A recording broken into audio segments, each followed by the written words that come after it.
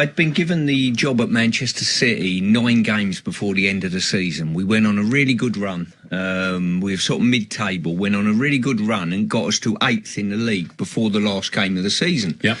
7th in the league were Middlesbrough, who we were playing at home. So we had to win to go above them to get into Europe. A draw and a victory for them would keep them in a European. It was the year before they got to the final. Do you remember they got a European final? Yeah, I do. So I was sat at home on a Friday night and I thought, you know what, I've got to win the game. So what can I do if the game is a stalemate leading into the end of the game and whatever, to bring the crowd to the party and stoke up some sort of atmosphere? And I thought to myself, I'll tell you what I'm going to do. I'm going to come in and I'm going to put J-Mo up front. I had that up my sleeve. So I come in the morning, right, before you butt in, I said to myself, John Mackin weren't scoring and weren't playing well, by the way, our centre forward who was on the bench. So take that, Robbie Fowler was up front, no problem. So I've come in, I said to the kit man in the morning, Les Chapman, I said, just print me a number 1 James outfield shirt. He said, is J-Mo playing up front? I said, listen, don't tell him, for goodness sake. Otherwise he'll be looking at me after 2 minutes waiting to go up front. So J-Mo didn't know anything about it. So I come in, I said to my assistant, Steve Wigley, I said, Wiggs, I've got a great idea. I said, if we're chasing the game late on, 10 minutes to go, I'm going to put J-Mo up front. We'll go long to J-Mo. You know, the crowd will come to the party and we'll have a last hurrah. He said to me, like any good assistant would, he said, you've had some crack brain schemes. And or have you been drinking? This is the worst one of the lot. He said, I don't want anything to do with it. Hasselbank scored a free kick on 35 minutes, so Middlesbrough go 1-0 up. We equalise. The game's meandering along. On 75 minutes, I look at Wiggs, the assistant, and I say, what do you think? He went, no. He said, no chance. He said, you're on your own, you idiot. I said, all right, fine. So we're on about 78 minutes. So I decided, Nicky Weaver, go and get warmed up. J-Mo's looking at me as he wants to put my lights out. He thinks he's being taken off. Yeah. J-Mo comes over to the touchline. I give him the outfield shirt. He goes to play up front. What did he not say? You're joking, Gaffer? No, he loved it, J-Mo. Did he? Yeah, so he went up front. I've got to say, I didn't give him any instruction. I didn't say, at 6'5", you would and can jump out the clouds, J-Mo. You would expect him to get on the end of diagonals, that sort of thing. Yeah. He plays as a number 10. Oh. He drops deep, tries to get on the ball. He's tripping over the ball. He's having an absolute disaster of a time. He had the worst impact of anyone that could have come on. Anyway, 4 minutes after he does come on, even though this had nothing to do with J-Mo whatsoever, we get a penalty. Yeah. Robbie's got the ball on the spot, 82 minutes. I'm thinking to myself, if he scores this, we're in Europe. People are going to turn around and say he's the new Mourinho. Absolute masterstroke, putting J-Mo up front. It's upset Southgate and Ekiog. It distracted them and whatever. We win the game. Schwarzer saves the penalty. So I get belters for it, but listen, that's the nature of it. You take a gamble. Everything's got a reason. Well, whether you agree with it or not, it's got a reason. Do you regret it or not? No chance. No, it's a masterstroke. I regret Robbie not scoring a penalty. If Robbie would have scored a penalty, they'd have viewed. I know you got a funny taste in music. Would One Flew Over the Cuckoo's Nest be your favourite film? Oh, he's up there. When I was a non-league player, because I was under contract, I couldn't play with my mates on a Sunday morning. So I changed my name to a Russian goalkeeper called Yak Jensen, right? Listen, true story. I used to wear big, long black shorts when short shorts were in, with CCCP, the Russian symbol across the knees. And the name Jensen spelt out on my back as the number 1. I used to take all free kicks, go up for every corner, no matter what state of the game. First minute of the game, I'd go and take the free kicks on the edge of the box or go up for corners. Our centre forward got fed up with me one year, Mick the Dog White. He was on 6 goals. I was top scorer on 7. So I played for 2.5 years until I come out my box once and some kids kicked me on the side of the leg. Right. And I thought, it's a bit sore, but I didn't think anything of it. Yeah. The following week, and we were playing at Runcorn in the league for Wealdstone on the Saturday. In the warm-up, I'm twisting and turning, and I felt as though someone had thrown a lump of mud at the side of my leg. That's what it felt like. Right. The small bone in my body had been broke the Sunday before and totally went as I was turning at Runcorn. I've come into the dressing room and said to the manager, I think I broke my leg. So, as they did in those days, give it 5 minutes and see how you go. So I started the game, and after about 10 minutes, I had to come off. Went for a scan on Monday morning. I broke the fibula bone, and that was my goalkeeping finish then. You played 8 seasons for the man. Yeah, I was really fortunate. He signed me when I was a 23-year-old from Coventry, and as I say, 8 seasons with him. I think 7 of those as his captain. Fantastic time. So, could you really describe your relationship as a close one, Stuart? No. I always had the impression he never really liked me, if I'm being quite honest with you. I just had that impression with him as though... Why? I don't think I was his ideal type of player. He liked centre forwards that would hold the ball up. People like Johnny Metgod that were silky good footballers. I was a more sort of bludgeon my way through life as a left back, you know. And I think he, at the end, he probably respected what I'd done for the team. But in the main, I wasn't his ideal type of footballer, I don't think. Did you fall out with him much? No, I didn't, to be honest with you. Always in fear of him in many ways, you know what I mean, because of everything he was. I'll tell you a great story. We signed a fella called Dave Curry from Barnsley for 650 grand one pre-season, so he come and joined us. And we were about 3 weeks into the pre-season. Dave had been there 3 weeks. And we went to play at Derby in a pre-season friendly, and we were sat in the baseball ground. And when Clough was in the dressing room, no one said a word. So all the players are sat round. We were about 10 minutes before we were about to go out to play.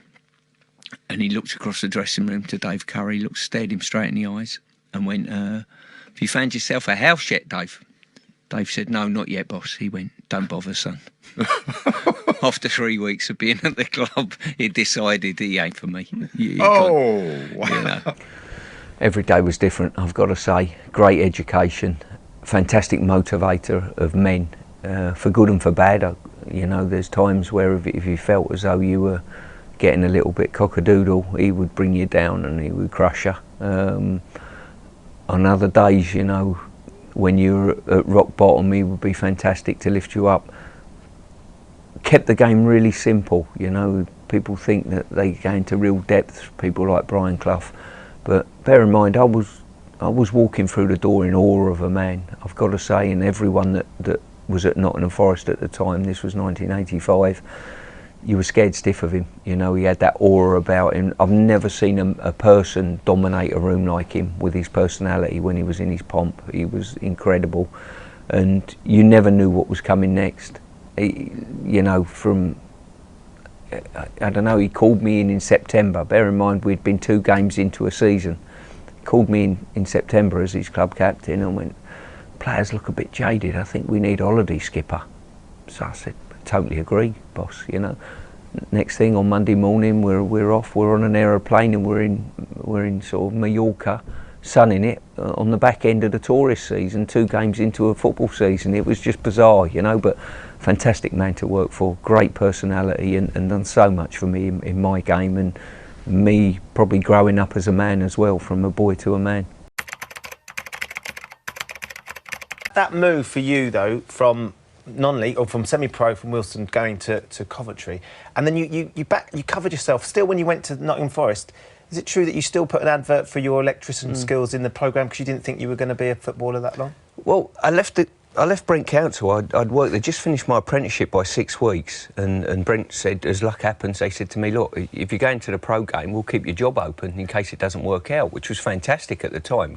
You know, when you look back, you think, well, it's ridiculous, but at the time, you're thinking, I'm giving a trade up here to go and take a cut in wages as well, really? To go into the pro game. Yeah, I think I took a cut in wages of about £30 on my overall part-time football wages and trade wages. So I carried on working when I was at Coventry first off, wiring houses and stuff like that in the afternoons and training in the morning. And then when I went to Forest, I said to Clough, do you mind? I've got my own business, my electrical business. I work for myself, basically. So I had my own phone line installed in my house. I advertised in the programme. And I worked for probably the first 2 years when I was at Nottingham Forest. So as a pro footballer, probably 3 years I traded as electrician as well. That's amazing. But a lot of people done that sort of thing, you know. I mean, when I was at Coventry, Nicky Plattner and Graham Withy, 2 of the players there, they bought themselves a van and were doing garden clearances. There was a lot of people, you know what it's like, Cammy. Yeah, I was a hairdresser. I find that hard to believe. No, but a lot of people done that to supplement their wages. Did you find that after a bad defeat and you'd get the phone calls and the jobs would be a bit tougher than after a good victory? to be fair, most people that pick the phone up were sort of, I was at the game last night. Are you the fella? I had to say, excuse me, do you mind putting the phone down? I'm waiting for business here. They wanted to have a word. It's a different world then. 58 times he played for England, he was on the losing side 4 times. If you ignore penalty shootouts, 4 times Gaz was on the losing side. That probably tells you everything about him. We went to the World Cup in 1990. Bobby Robson sat us all down and said, gentlemen, we got 7 games in 90-degree heat here in Italy, and if we're going to do that and win the competition, we're going to have to conserve energy. So we're all, like yourselves, listening, hanging on his every word, did the great ambassador of football, Bobby Robson. Following day, I'm on a sunbed. There's a commotion going on, I open my eyes. On the diving board, Gascoigne, bouncing up and down, giggling, has gone to the toilet, he's mummified himself in bog roll from head to foot. You can't see any of him. He's bouncing up and down. Bear in mind we're in a hotel, not just the players in those days, members of the public, everyone else. Gascoigne's bouncing up and down giggling. He launches himself off the diving board, swims a length underwater, the bog roll floats to the top, a naked Gascoigne pops out the other end, walks through the crowd, still giggling, disappears off somewhere, got no one else there. Everyone round the swimming pool is laughing. That night we had dinner. Bobby Robson's, I'm thinking to myself, I wonder if Bobby realises what went on that afternoon, and if so, how's he going to deal with the situation?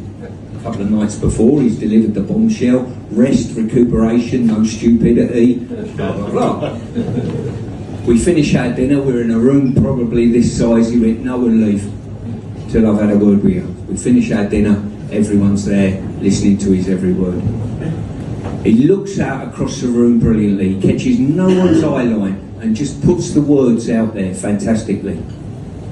Gentlemen, there's a fucking idiot amongst us.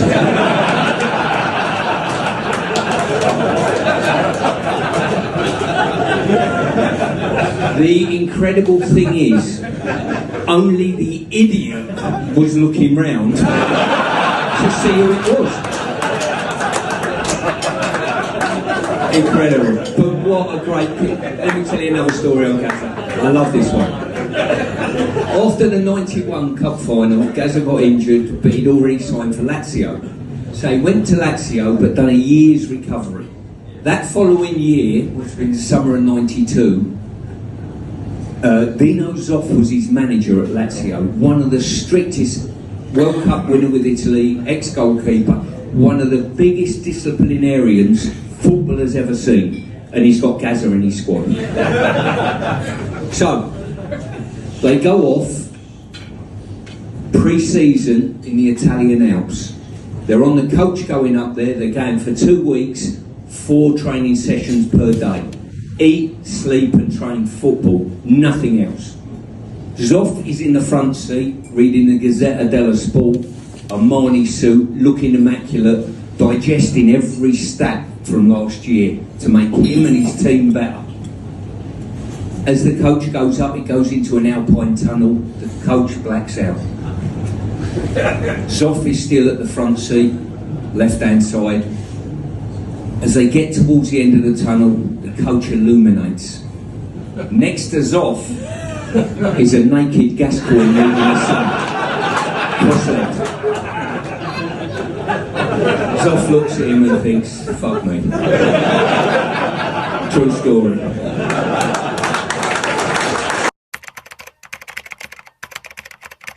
I'll tell you the exact truth of what went on, and then Martin will brush over it in his version of. Okay, just before that, we had a corner. Okay, at West Ham. We had a corner, and I must have just brushed past his kit. No more than that. Literally no more than that. He turned round, grabbed hold of me by the throat. My legs were off the floor. My little legs were going like that.